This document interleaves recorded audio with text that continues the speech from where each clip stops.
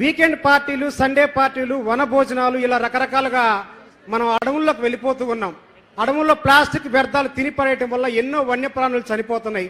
దయచేసి ఇక నుంచి ఎవరైనా అలాంటివి చేయకూడదు. మనందరం ఒక ప్రథమ బాధ్యతలాగా ప్రకృతిని సంరక్షించుకుందామని చెప్పి నా మనవి. అలాగే విత్తనాలే విత్తములు, విత్తనాలే ధనం అన్న ఉద్దేశంతో మన తెలుగు రాష్ట్రాల్లో 5,000 రకాల మొక్కలు ఉన్నాయి సార్. కానీ మనం వాటిని చాలా కోల్పోయాం. ఒక చెట్టుకి 1000 కాయలు కాస్తే 1000 కాయలు ఆ విత్తనాల ద్వారా విత్తన బంతులు తయారు చేసి మనం 1000 వృక్షాలను మనం మొలిపించవచ్చు సార్.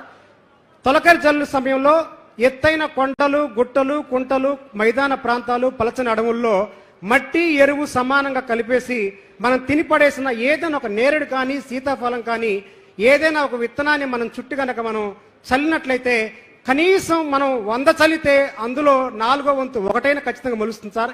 ఇలా మనం కొన్ని కోట్ల విత్తన బంతులు, ఎలాంటి శ్రమ ఉండదు, బడ్జెట్ కూడా తక్కువ, అలా చేయటం ద్వారా వేగవంతంగా మనం అడవుల్ని వృద్ధి చేసుకోవచ్చు.